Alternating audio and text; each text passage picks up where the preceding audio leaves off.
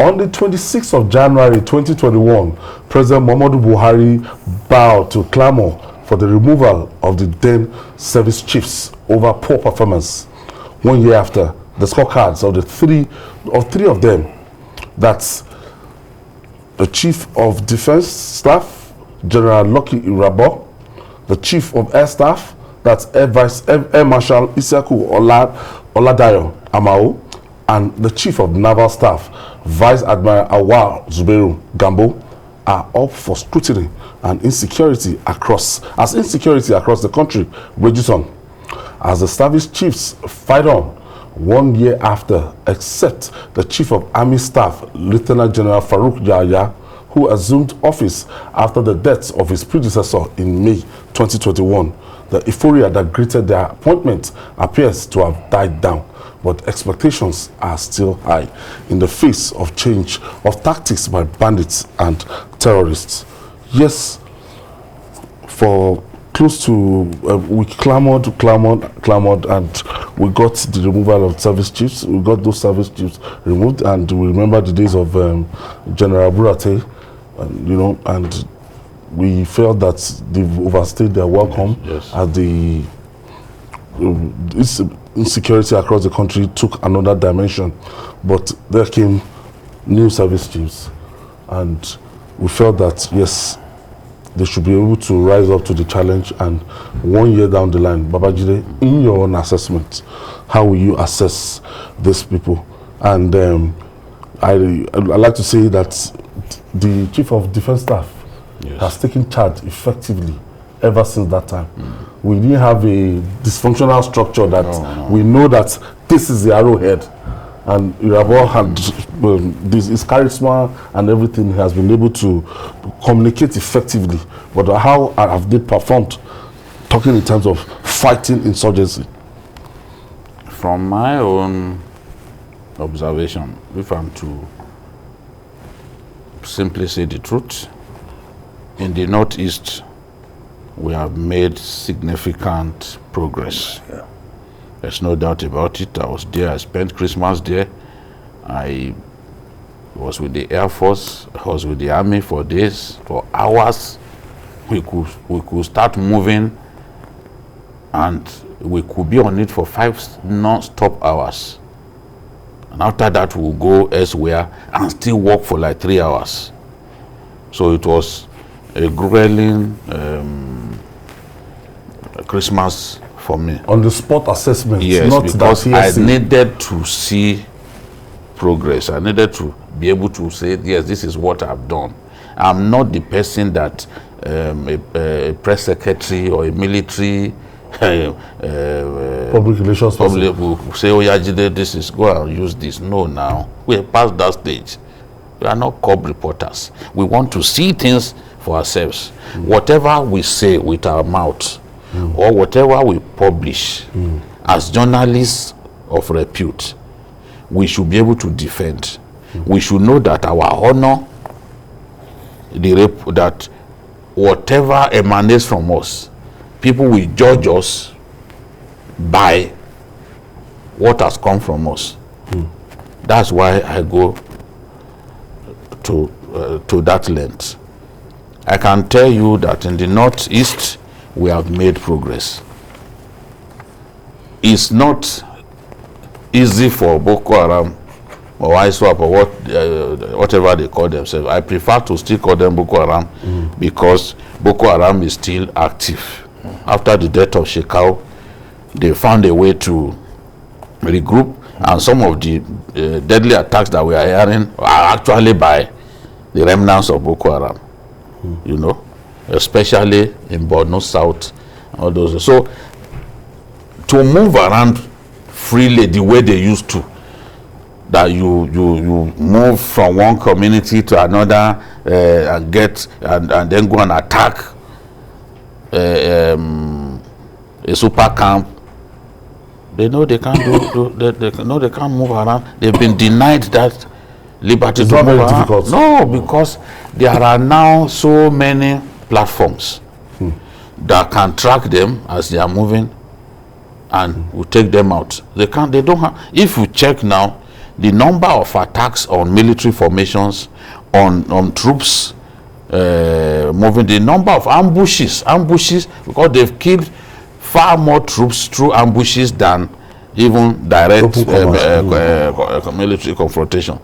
The level of attacks have gone down. It is because they are being degraded. We have achieved more precision attacks now than before, because there are now more equipment that can deliver their munitions with precision, including the multi-role aircraft, the Tucano jet. So they too, bearing that in mind, what they've now chosen to do is, okay, we can lob missiles, rockets. We can lob rockets into civilian areas. They did that on the day the president was visiting, and they succeeded in killing people. And it's those mobile launchers that the Air Force must constantly go after. Unfortunately, it's difficult because they could even mount it on something that looks like a stick or the back of a truck or a fire and then run away. Just the same way that mobile launchers gave American troops so much problem during the first Gulf War. So we are seeing that now because they know that they've been reduced, their capacity has been reduced. But there is still a lot of work to do in Borno South, places like Damboa, places like Biu. You can see attacks are still going on in those areas, and what's it called, even Chibok and Askira Uba. So if we can secure those areas the same way we have secured Borno Central and other places, and Borno North, then their days are numbered. I'm not saying that the war is now close to being over. Nobody who understands the nature of asymmetric warfare will talk like that. But we've made progress over there. Where we need to make similar progress is in the northwest, Zamfara, Katsina, and even Sokoto and Kebbi. So where banditry, we have not done well in that area.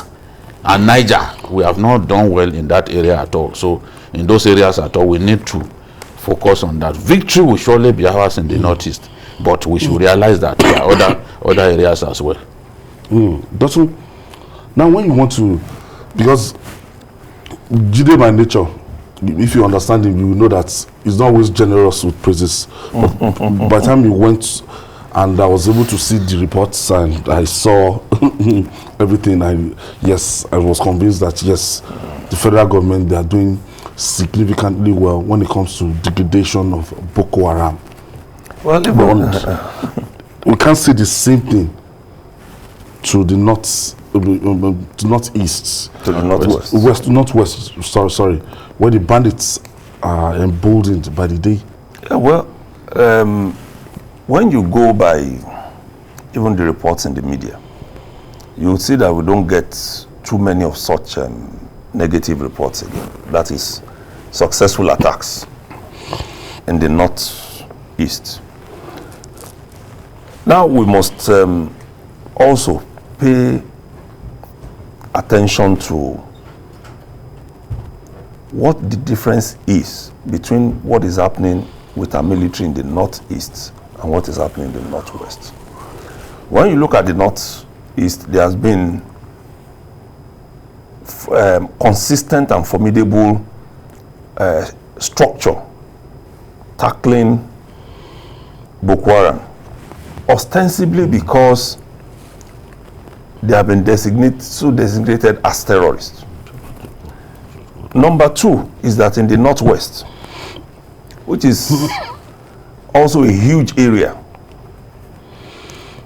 you have about 5 states with huge landmass, especially Niger, Kaduna, and Zamfara.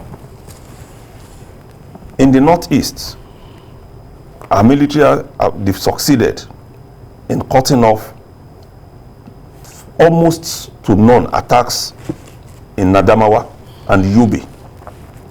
Like Wiki said, it is now limited to only one senatorial district, which is the Southern Borno, that maybe once in a while they're able to succeed.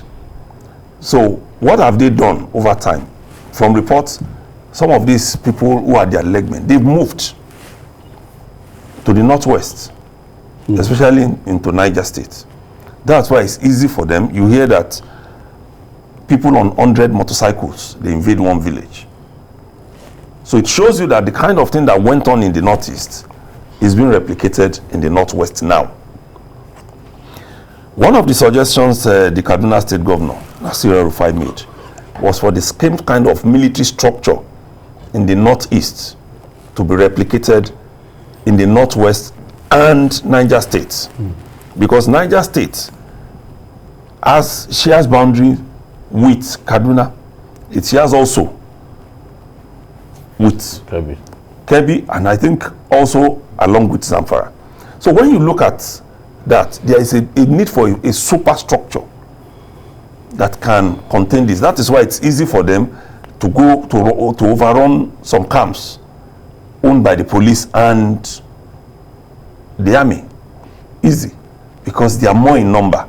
So it tells us that we now need to do more in terms of equipment and personnel in the northwest. I think when that is done, it's going to be easier, especially with the synergy that we have seen within the military. The synergy is commendable. It's great. I even witnessed myself. In the past, they used to do separate parties, end of year parties. End of year parties, yes. But this time around, we saw a service chief attend service chief men, a party men for the Air Force, and vice versa. It was not like that before. It wasn't. And this kind of thing impacts positively on the troops, because the troops know that their bosses are on the same together. page. So they know that they have to also synergize so that we can have progress. All right, a retired Air Force officer, Group Captain Sadiq Shehu, joins us via Zoom for more insights on this issue. Thank you for joining us, Captain. Group Captain. Group Captain, please. Good morning. Group Captain. Now, there's a big difference, huh? I know. Forgive us. Forgive some of us who do not know these things. Thank you. It's okay. Thank you. We are looking at this service chiefs 1 year after. What, in your view, are the big takeaways since these service chiefs came on board? What are the visible signs of progress that you can see? Okay, thank you very much. First, I would like to set the caveat that whatever a military commander achieves or fails to achieve is a function of what the political leaders give him in terms of men, equipment. I could go as much as to say, within these variables, what the field commander or the service chief can do to achieve is reduced to about 30%. The 70% are extraneous factors that are not within his control. They are up to the political masters to ensure that he has enough men and equipment. That is the first caveat I want to say. The second one I would like to say, again, is that if you look since the Boko Haram insurgency, looking at this thing, just like Babajide said, you have to look at it in two dimensions.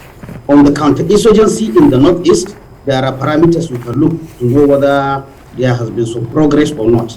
And then you come back to the banditry that is ravaging the northwest. Now, on the counter-insurgency, since the fight started as far back as May, I think April 2011, that was during the regime of Yar'Adua, Jonathan. There have been think tanks that have been minutely keeping track of all that is happening in the northeast, even though unfortunately they are not Nigerian think tanks.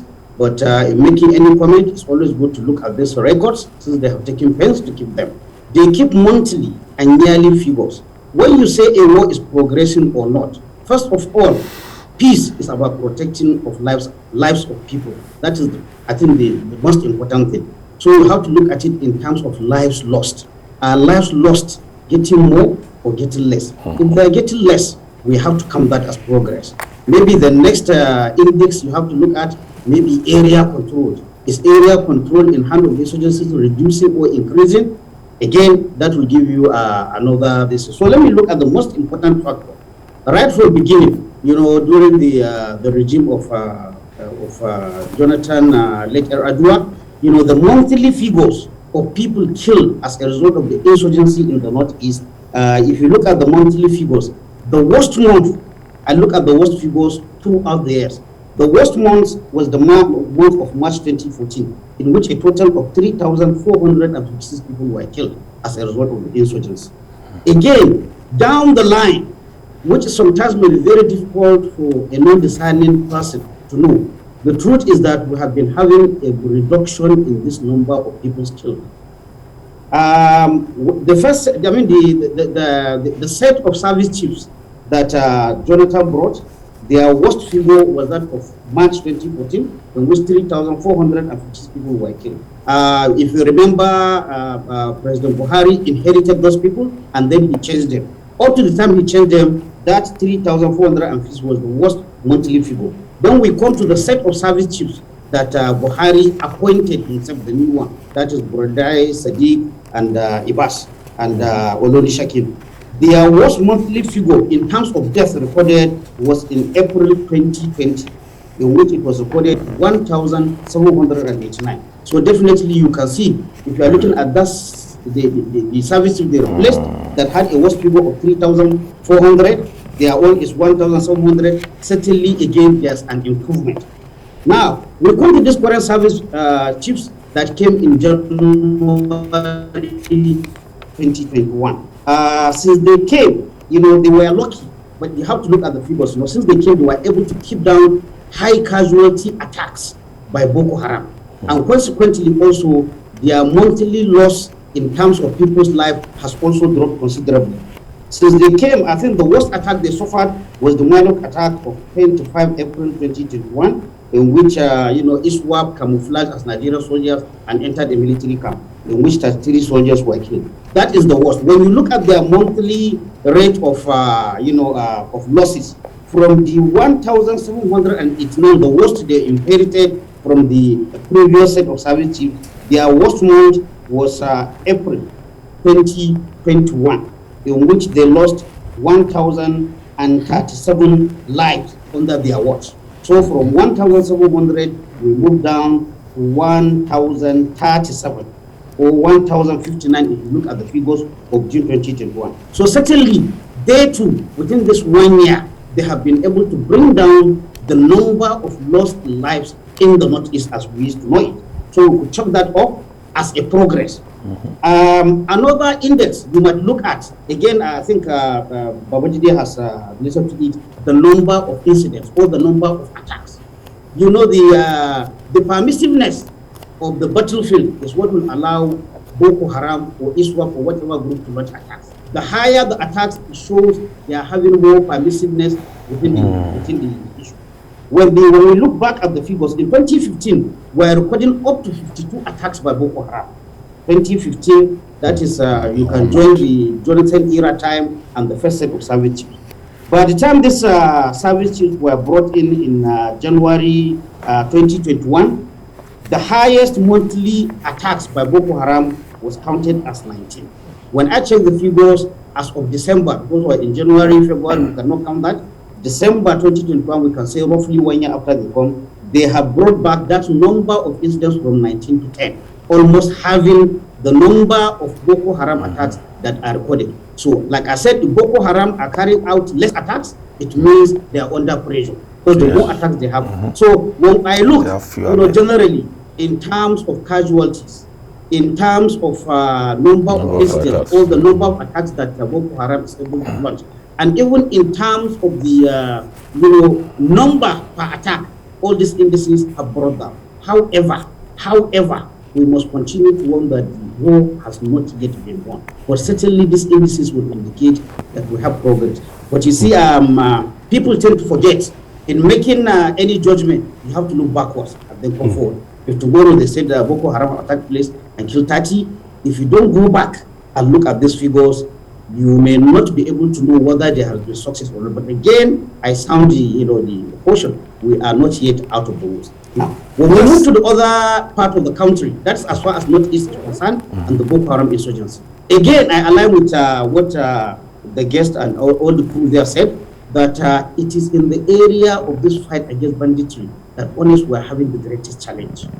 Because despite the fact that once in a while through coordinated ground and air attacks, we hear bandits hit here, bandits hit there, but the reality of the ground is that the bandits have not stopped attacking. In fact, sometimes in the same state where an airstrike or a land component attack happened, you hear the following day that these same bandits have entered the village again and abducted people. So Okay, honestly, this is the area. Now, what I'm saying there is that you are a retired air officer, and I know that the Nigerian Air Force, they've been quite active in this war. So, looking at their intervention against bandits in Zamfara, Katsina State, and Niger State, will you say they've done enough to try to, because the advantage we have against these people is air power, definitely? Yes, definitely. Again, there is an increased activity and there are increased success in the use of air power against the bandits. But again, like I always say, there is a limit to what air power can achieve in fighting banditry. Whatever air power achieves must be supplemented by a follow-up action by the ground forces, and this is, I think, where we're having the problem. I think we have problem of accessing the inner recesses of the forests where these bandits are. I want to believe, and this is my personal opinion, these bandits have established strongholds in the inner that are not accessible by the kind of vehicles or the kind of movement that our land forces are actually doing. Some of these areas in Zamfara, if you ask the locals, they are surrounded by seasonal rivers, streams. In that, even the villages, there are villages that are cut off completely once rainy season, sets in. These bandits are aware.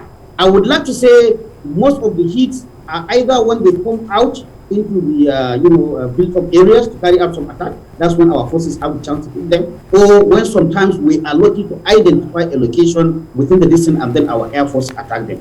But still, I think the bandits are very comfortable in knowing that once they withdraw into those inner recesses, they can sleep with their eyes closed until our forces discover them. So, to my own thinking, I think the problem of now is reaching the inner recesses.